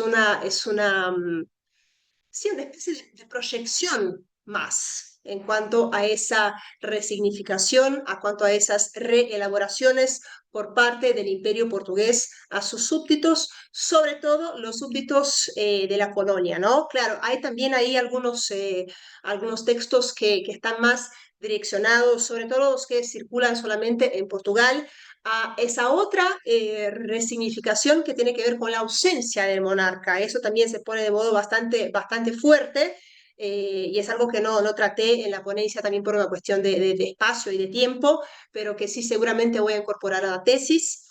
Eh, Sí, yo creo que es eso. Entonces, te diría que sí, es un tiempo bisagra ese, es un tiempo que acapara lo que hay, lo que va a ser, lo que fue, intentando, claro, y por ahí también esa cantidad o sí, esa multiplicidad de textos que muy bien mencionaba Fabio, ¿no? O sea, son 40 textos y eso porque, bueno, 40 textos de los que elegí trabajar. Hay un montón de textos más. Entonces, hay una producción bastante expresiva que también se refiere al hecho de que había una necesidad o una especie de urgencia de lenguaje, una urgencia discursiva, de que el teatro también expusiera al público, a esa sociedad, incluso a la sociedad iletrada, porque para comprender una obra de teatro no hace falta que sepas leer, que sepas escribir, puedes estar ahí simplemente en un espacio público de Rio de Janeiro y escuchar ahí una obra y ver ahí una obra y ese mensaje te llega. Entonces, también eso es algo bastante importante porque trata también de esa urgencia de reelaboración por parte del imperio portugués en cuanto a sus súbditos. O sea, estaban ahí recurriendo a un nuevo sendero histórico, para decirlo así, y de repente hay que informarles a los súbditos qué hacemos ahora, que la cabeza de la corona ha sido desplazada a América, que hay un vacío monárquico en Europa, mientras Fernando VII está preso. ¿Cómo decirles, cómo informarles y cómo, sobre todo, reforzar esos eslabones que caracterizan el pacto colonial? Eh, Fabio, tu cuestión también me parece bastante interesante y creo que ya terminé respondiendo algunas cositas en cuanto contestaba a la cuestión de Miguel. Pero es importante lo que preguntas sobre la cuestión del teatro como género y cómo se da ese trato o ese trato, ese uso de esa temporalidad más allá de los contenidos, ¿no? Claro, el teatro como género, sí, y el uso de los textos propiamente dramáticos o dramatúrgicos para el examen lingüístico conceptual. También en términos de contribución historiográfica, lo que propongo, que es lo que vengo identificando hasta el momento y que también tiene que ver con esa ausencia epistemológica en cuanto al tema del teatro joanino en la historiografía brasileña, sobre todo, porque si bien, como mencionaba, ¿no?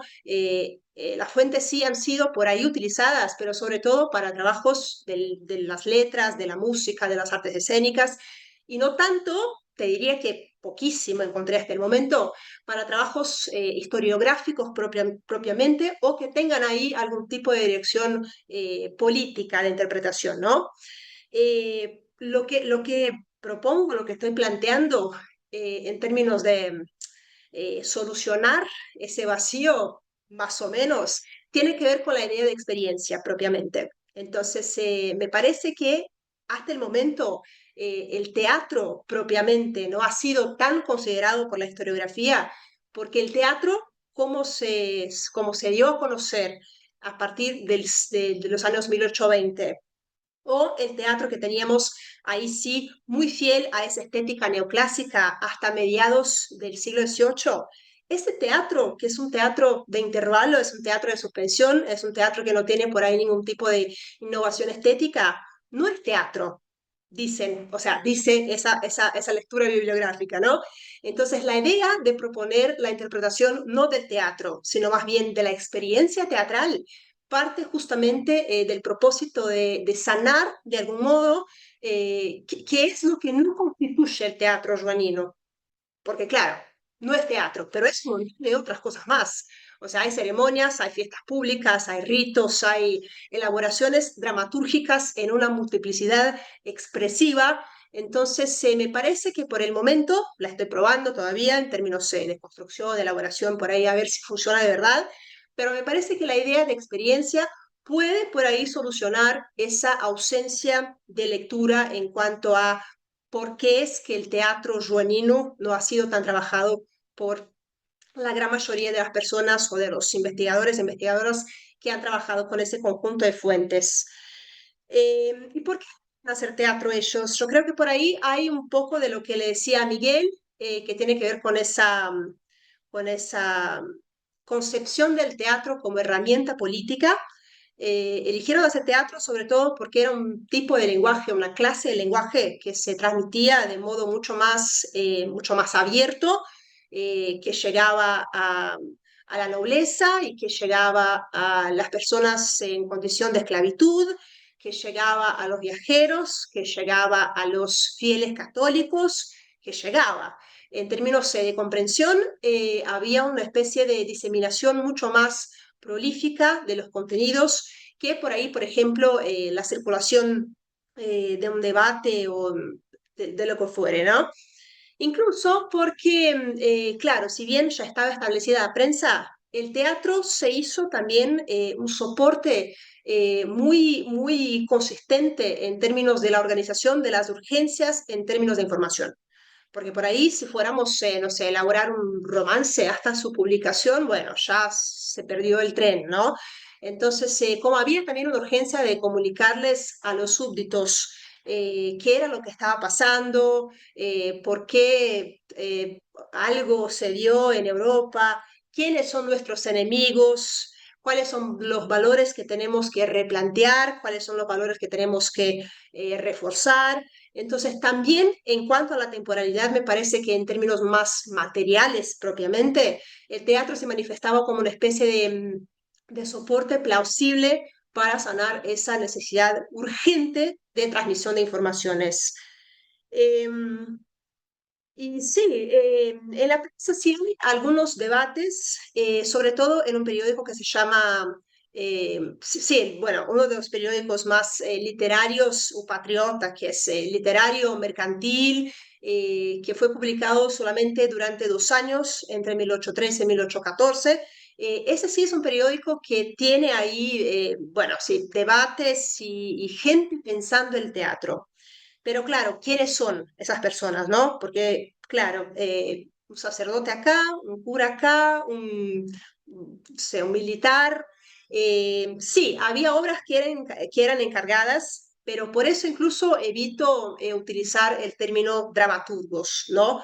Porque no había por ahí propiamente una clase de hombres de teatro que estaban comprometidos con la construcción. Claro que no, o sea, había ahí una especie de utilización propia del teatro y que también partía de esos hombres que aprovechaban en términos instructivos para hacer del teatro un vehículo más de información o de pedagogía o de resignificación de lo que se daba en términos imperiales.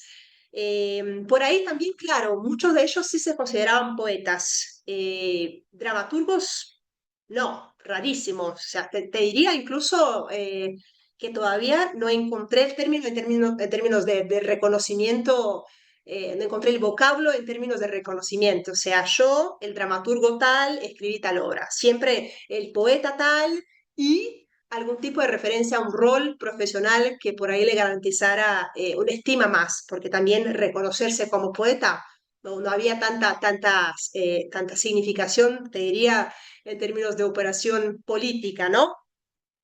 Yo creo que es eso, Fabio. Bueno, por ahí dejé pasar algunas cositas, pero le doy el espacio a mis colegas. Gracias. Bueno, muy bien, Mariana, muchas gracias. Bueno, Miguel, Sí, efectivamente, ¿cómo eran tus preguntas? Sí, son cosas que dejé de lado, que no, igual que en el caso de Mariana. Les platico rápidamente, estos discursos celebratorios son eventos oficiales, digamos, del gobierno ejecutivo, del presidente. Entonces hay un formatito muy marcado, toda una representación para leer esto. El día de la independencia, hoy en día en México, la noche previa es un gran jolgorio popular con cientos de miles de personas en el Zócalo capitalino.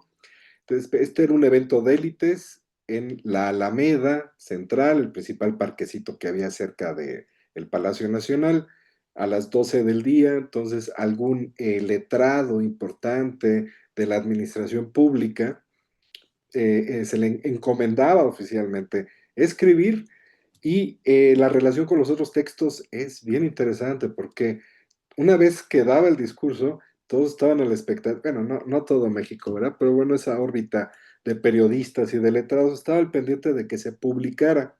Se publicaba de manera de folleto o se publicaba en algunos periódicos.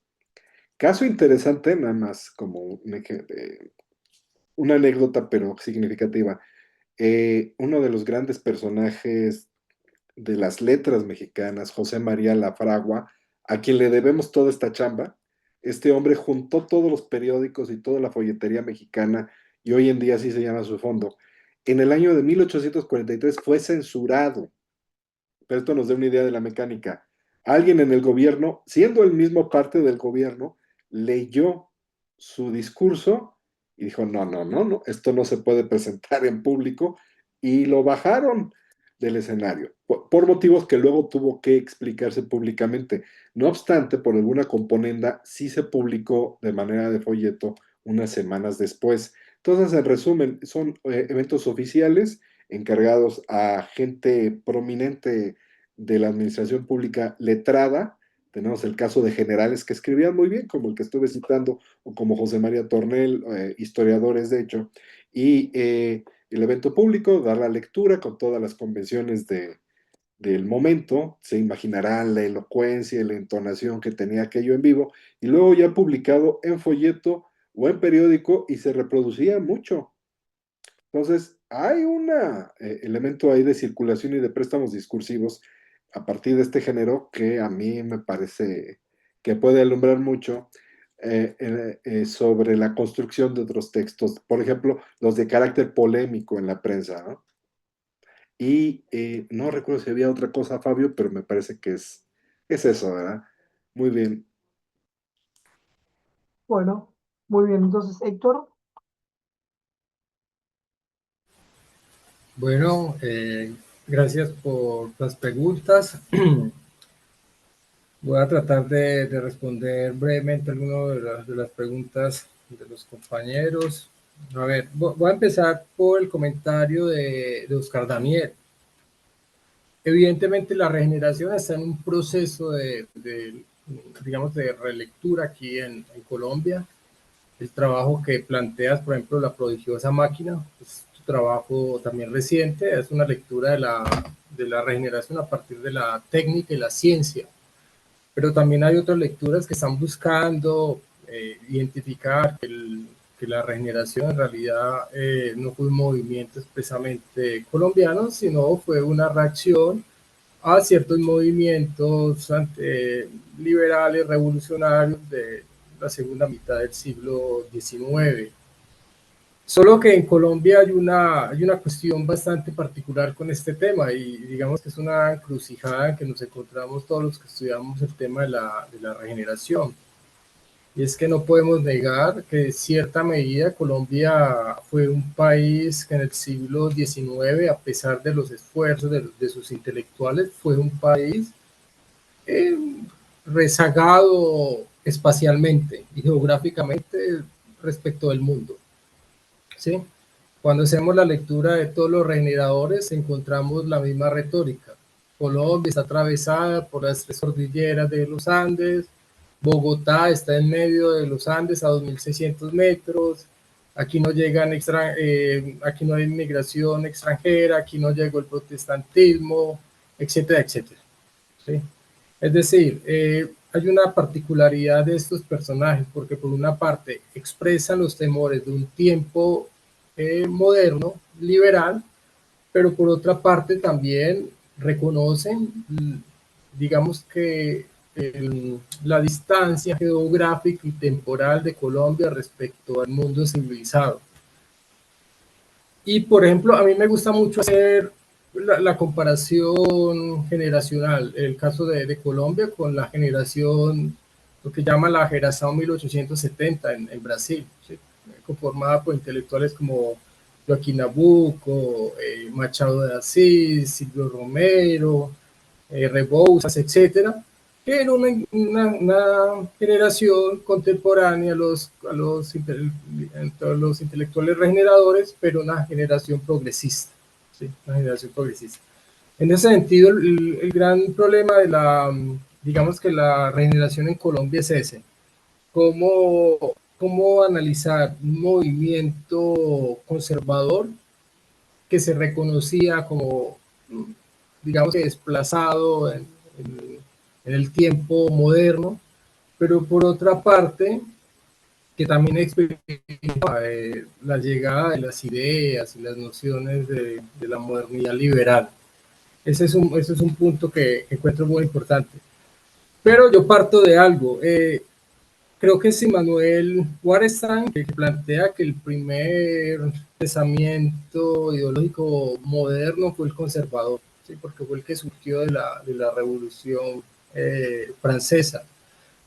Y profesores como profesor Romero, Quirós, textos como los de Mannheim, Burke, de Maistre, etcétera, muestran que en realidad el pensamiento conservador en el siglo XVIII al siglo XIX fue un pensamiento dinámico, un pensamiento diverso, un pensamiento que utilizó recursos, que por ejemplo hegemonizó la publicidad, hegemonizó la escritura, eh, los textos, etcétera, ¿sí? Es decir, el pensamiento conservador, su origen es un pensamiento moderno.